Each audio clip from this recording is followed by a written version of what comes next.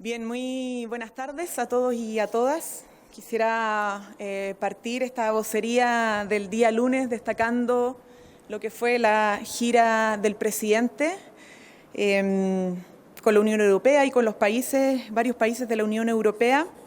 Como ustedes saben, el presidente ya ha concluido una extraordinaria gira por Europa.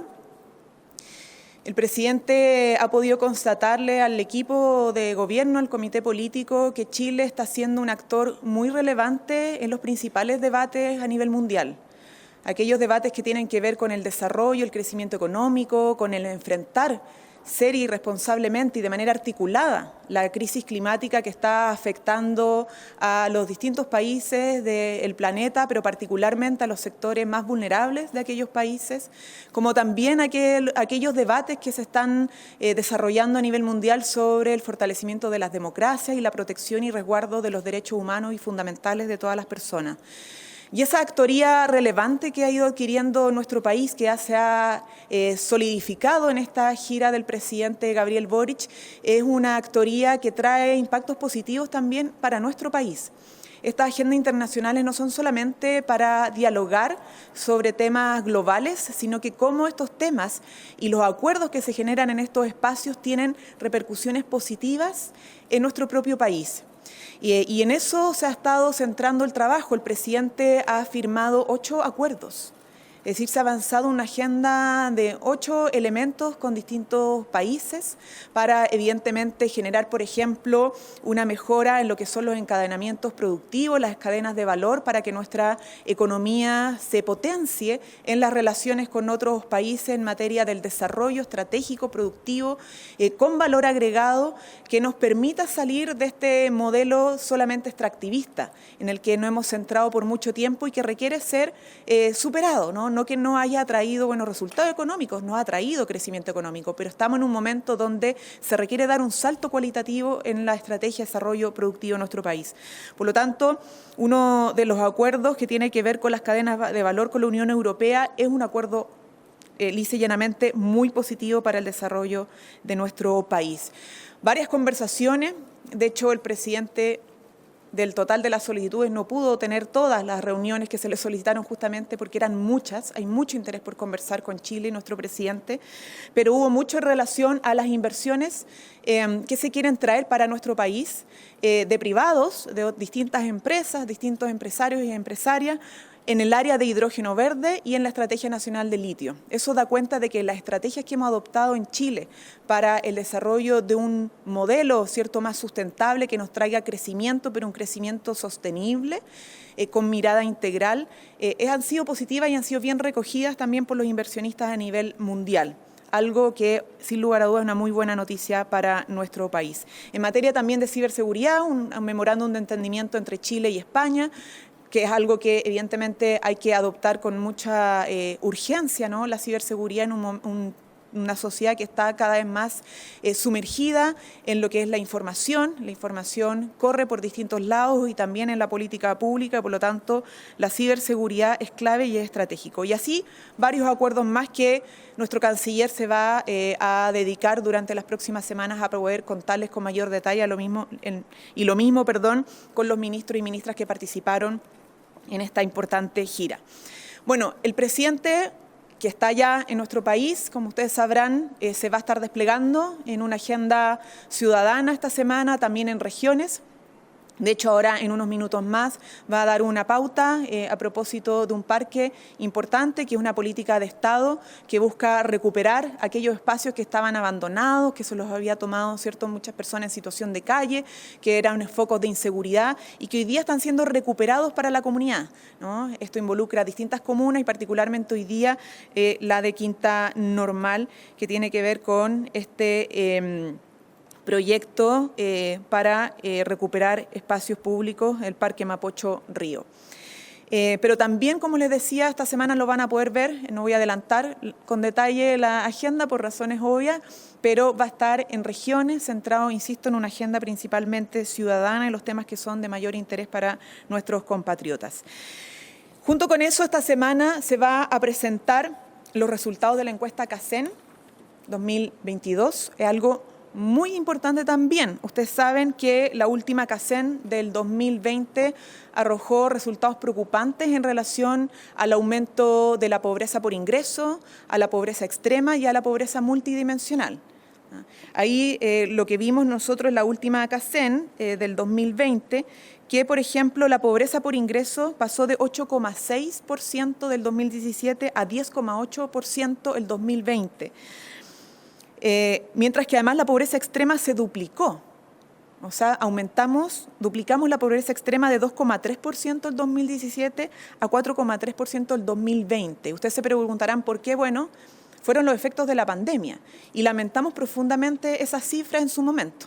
Ahora vamos a conocer los resultados de la última CACEN, una CACEN que se trabaja con el Centro de Microdatos de la Universidad de Chile, con la CEPAL, con el PNUD, además con otras instituciones como la empresa Academ, que está a cargo de la supervisión externa de la capacitación, el trabajo operativo, la recolección de datos, también, como decía, la CEPAL, que está a cargo del cálculo de la pobreza por ingresos y la pobreza extrema, el PNUD, que está a cargo del cálculo de la pobreza multidimensional, y un panel además externo de expertos y expertas que acompaña todo el proceso. Entonces, este es un esfuerzo de muchas instituciones que se viene preparando desde el gobierno anterior y que hoy día ya está implementado y está a punto de entregar sus resultados. Los resultados que nos arroje la CACEN van a ser claves para ver dónde seguir mejorando. Si nosotros pudimos enfrentar la situación de la pandemia con distintos instrumentos de política pública, hoy día esperamos que, a propósito de los resultados que nos entregue la CACEN, saber dónde poner los principales esfuerzos, ¿no? Porque un objetivo de cualquier gobierno, y particularmente un gobierno progresista, un gobierno de izquierda como el gobierno del presidente Gabriel Boric, tiene que poner en el centro el mejorar las condiciones materiales de vida de nuestra población. Y para saber cómo mejoramos tenemos que ver los resultados de esta CACEN, ¿no? ¿Qué estamos haciendo en educación? ¿Qué nos falta hacer en educación? ¿Qué nos falta hacer en salud? ¿Qué nos falta hacer en vivienda? ¿Qué nos falta hacer en materia de ingresos autónomos? Etcétera. Es decir, cómo mejoramos como país para sacar progresivamente a nuestros compatriotas de la situación de pobreza, sea pobreza por ingresos, sea pobreza extrema o pobreza multidimensional. Pero con esto quiero pasar a un tercer elemento. Uno de los objetivos a propósito de la pobreza, ¿no? Y de las personas que están bajo la línea de la pobreza aún en nuestro país es la mejora de las pensiones. Y cuando hablamos de pasar de una PGU de 195.000 pesos aproximadamente a una pensión garantizada universal de 250.000 pesos y junto con ello tener un verdadero sistema de seguridad y de protección social para nuestras personas mayores, estamos hablando obviamente también de superar la línea de la pobreza para miles de pensionados. O sea, lograr pasar a 250.000 pesos en materia de pensión garantizada universal significa sacar de la línea de la pobreza hoy día a muchos de nuestros adultos mayores. Y eso es una urgencia ciudadana, es una urgencia que debería estar en el corazón de cada una de las personas que participamos en política, que tenemos vocación pública y que nos debemos a nuestros compatriotas. Estas cosas no pueden esperar. Y por eso nos preocupa en demasía la actitud que ha tomado la Unión Demócrata Independiente en los últimos días. Y esto lo hemos dicho en todo momento, después de que conocimos la carta calumniosa que entregaran al presidente y que decidió el mismo presidente no responder por lo irresponsable de las injurias y las calumnias que se establecían ahí, sino que también porque luego conocimos que de la propia Unión Demócrata Independiente no se iban a sentar a dialogar y acordar temas tan fundamentales como la reforma de pensiones hasta que no saliera un ministro de Estado. No podemos caer en eso. No puede ser que las urgencias ciudadanas dependan de cuánto le cae bien o no a un partido político un ministro de Estado. No podemos hacer depender el aumento de las pensiones en nuestro país de un chantaje circunstancial que está en el marco de la política pequeña, de la pelea política que a nadie en verdad en nuestro país le interesa realmente. Porque lo que se espera tanto del gobierno como de los partidos políticos y de los parlamentarios es que a pesar de sus diferencias, a pesar de si le cae bien o no un ministro de Estado, puedan resolver, puedan dialogar, puedan hacer acuerdos que beneficien a nuestros compatriotas. Y nosotros queremos llamar a la Unión Demócrata Independiente una profunda reflexión. Sabemos que hay quienes militan en ese partido, que tienen un sentido de responsabilidad y que no pueden hacer que prime en estos momentos la mezquindad, que pueden actuar como lo han hecho otros partidos y otras bancadas que aún estando en la oposición al gobierno, son capaces de entender lo importante es que logremos destrabar la reforma de pensiones durante décadas, anhelada por nuestro país. 2 intentos hemos tenido fracasados. Esta es la tercera oportunidad. ¿La vamos a hacer fracasar porque tenemos una fijación con un ministro de Estado? Nosotros creemos que no corresponde. Y esperamos entonces que haya no solamente una reflexión, sino que haya una decisión de poder avanzar. Y esto lo decimos también respecto al pacto fiscal. El ministro de Hacienda no solo se reunió con una multiplicidad de actores antes de ingresar la reforma tributaria, sino que desde el primer momento demostró flexibilidad. Pasamos de una recaudación de 3.5 más o menos del Producto Interno Bruto, la propuesta original de reforma tributaria, a 2.7 recaudación. Luego, antes de que se rechazara en la sala de la Cámara de Diputados y Diputadas la reforma tributaria, el ministro de Hacienda presentó indicaciones para modificar aspectos que habían sido recomendados o criticados por parte de la oposición. Y eso generó efectos también en la recaudación de la propuesta original. Llevamos 6 meses, más o menos desde que se rechazara en sala la reforma tributaria, y en el esfuerzo de poder generar acuerdo y entendimiento se ha reunido también con una multiplicidad de actores. ¿Saben quiénes no se han reunido todavía con el ministro de Hacienda? La Unión Demócrata Independiente y Renovación Nacional. ¿Qué estamos esperando? Si todo el mundo sabe que para enfrentar las urgencias sociales necesitamos de ingresos permanentes y de ingresos permanentes de aquellos sectores más ricos de nuestro país. Porque una cosa también es sumamente cierta. No podemos pretender eliminar de la propuesta el impuesto a los superricos para aumentar el impuesto a la clase media. Si queremos generar mayores ingresos, estos tienen que provenir de los que más tienen y no de los más vulnerables o de la clase media que está todos los días tratando de levantarse para poder salir adelante con su familia. Entonces, el sentido común es lo que hay que hacer primar. Y para el pacto fiscal es fundamental ese sentido común. Modernizar el Estado, tener políticas de productividad, de crecimiento, pero también temas tributarios. Porque sin ingresos permanentes nuevos no vamos a poder ni aumentar la PGU a 250.000 pesos, ni hacernos cargo de todas las urgencias que tenemos, por ejemplo, en materia de atención de salud, de acortar las listas de espera, de los tiempos de la lista de espera, o meterle más recursos al combate al narcotráfico y la delincuencia en nuestro país. Quisiera simplemente terminar valorando el trabajo de la Comisión de Probidad, que ha tenido su primer balance el día de hoy. Se le ha puesto una urgencia tremenda a este grupo de expertos y expertas y hoy día ya cuenta con importantes resultados en el sentido de que han recabado varias propuestas y que seguirán trabajando para que pronto tengamos una serie de recomendaciones de política pública para mejorar los estándares de transparencia, eficiencia en el Estado y, por cierto, de probidad. Ahora sí, preguntas. Hola, ministra, ¿cómo está? Buenas tardes. En relación a una de las cosas que usted también ahí estaba planteando, queríamos preguntarle si el gobierno teme que esta dinámica de los condicionamientos por parte de la oposición se repita, digamos, en algún futuro con otra reforma en la oposición, y también cómo va a ser el gobierno para buscar viabilidad política en torno a este escenario. ¿Cuál va a ser la estrategia para negociar, por ejemplo, con la UDI, considerando de que un hecho de la causa, ministra, es que el gobierno no tiene la mayoría parlamentaria necesaria para sacar esta reforma? Si quién más que nosotros sabemos que no tenemos mayoría parlamentaria, somos un gobierno de minoría y desde el primer momento que asumimos como gobierno lo supimos, ¿no? Y tuvimos que avanzar en una agenda legislativa aún siendo minoría parlamentaria. Pero esa minoría parlamentaria no nos impidió sacar las 40 horas, el royalty minero o el salario mínimo de 500.000 pesos.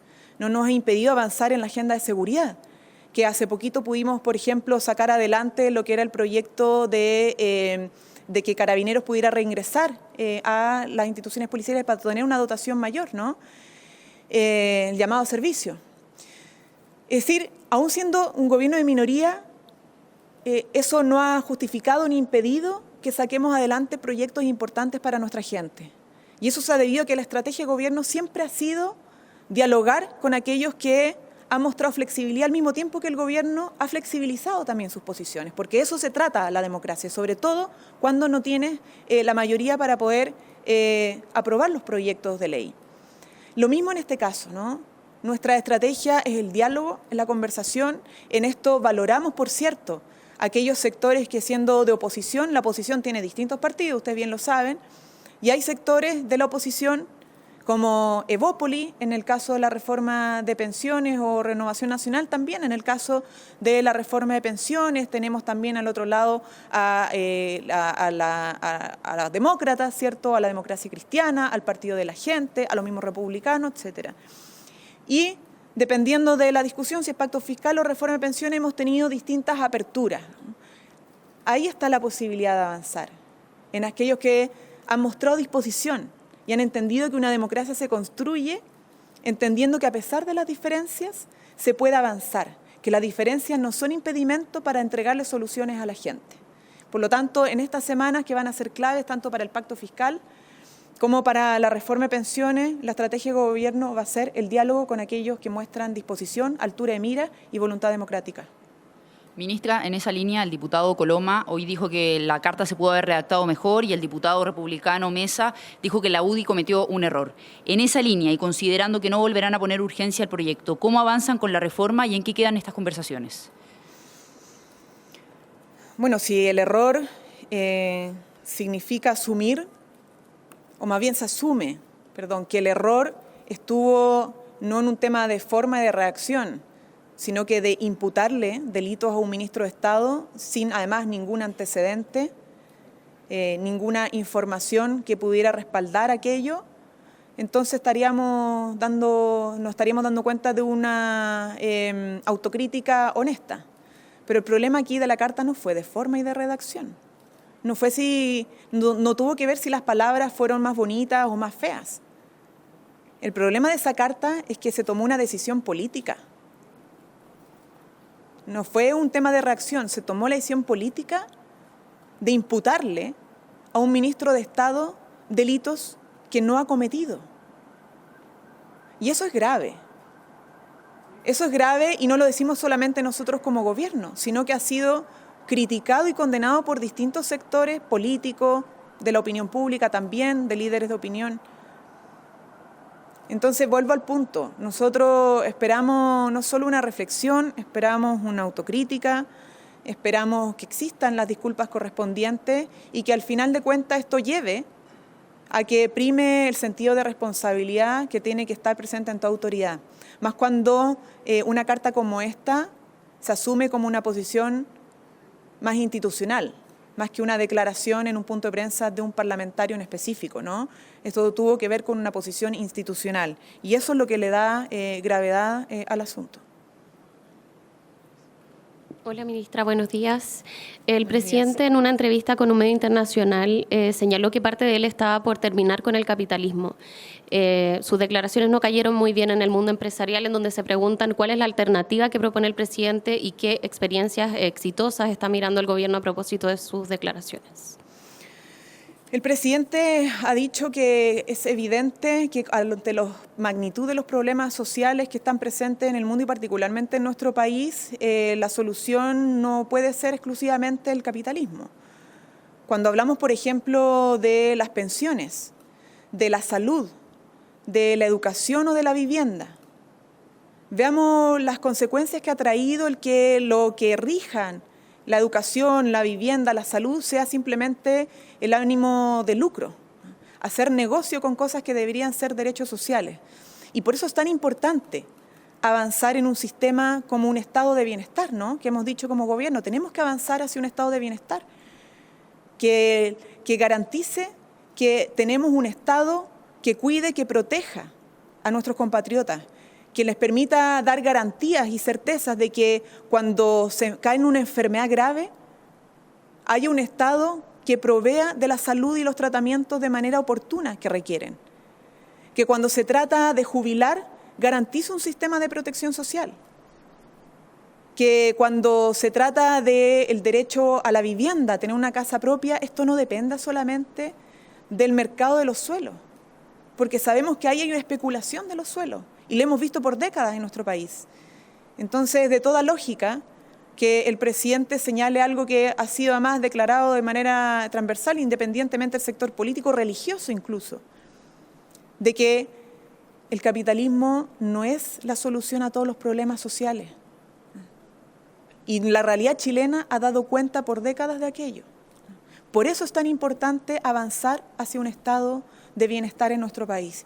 Y por eso tiene sentido lo que hemos señalado en materia de reforma de pensiones, en Sistema Nacional de Cuidado, en una estrategia de desarrollo productivo donde el Estado juega un rol, con los privados, por cierto, pero no que quede ausente de las definiciones de desarrollo económico. El presidente no ha dicho nada más que reafirmar las convicciones que ha tenido desde el momento uno de asumir como presidente de la República.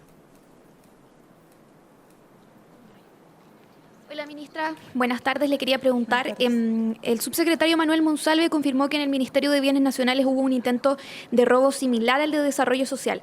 ¿Por qué no se denunció? ¿Tiene más antecedentes sobre este caso?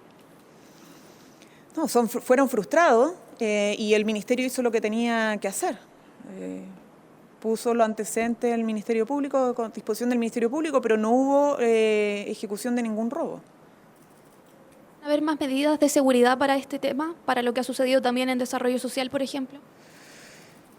Mira, depende de la evaluación que tenga el propio Ministerio de aquello, pero los protocolos de seguridad en el caso del Ministerio de Bienes Nacionales funcionaron. Por eso justamente se logró evitar un robo, porque funcionaron los protocolos de seguridad, se detectó que había un intento de suplantación de identidad y con esa información que se puso a disposición del Ministerio Público, el Ministerio hizo lo que tenía que hacer, ¿no?, frente a eso. Y justamente porque funcionaron los protocolos se logró evitar un robo mayor. O sea, un robo, porque no hubo ningún robo. Ministra, buenas tardes. Buenas Se quería tardes. preguntar a propósito de las tratativas por la mesa de la Cámara de Diputadas y Diputados, las conversaciones que se están llevando ahí, y cuál es la importancia que tiene para el gobierno el hecho de respetar el acuerdo administrativo que hay al respecto y también cómo se dividen las propias vicepresidencias de las comisiones, entendiendo que por ahí es la primera vía para poder tramitar las reformas importantes. ¿Cuánta atención le está poniendo el Ejecutivo de cara a esta coyuntura que de alguna forma también ha dividido en buena parte la última semana al PC y a la democracia cristiana? A ver, hay un principio básico en general en estas conversaciones que siempre el Ejecutivo va a valorar que se respeten los acuerdos, pero eso es como es del ABC de la política, ¿no? Sobre todo para recuperar la credibilidad en el ejercicio de la política, el respetar acuerdos es fundamental. Ahora entendemos que aquí hay distintas interpretaciones de lo que fue el acuerdo y le corresponde obviamente a las bancadas y a los partidos resolver esas interpretaciones. Para nosotros sí lo que es importante y evidentemente que nos importa lo que pase en el Congreso Nacional, porque de eso depende también cómo avanza la agenda legislativa, es que ojalá, como lo dijo el ministro Álvaro Elizalde, haya un acuerdo que permita una conducción progresista de una agenda legislativa que entregue respuestas a las urgencias ciudadanas, ¿no? Que sea una agenda ciudadana centrada no solo en seguridad, porque hemos sacado como nunca proyectos asociados en seguridad en este periodo de gobierno, sino que también en materia económica, de bienestar social, en materia de salud y, por cierto, que de pensiones. Bueno, muchas gracias, que tengan buen día.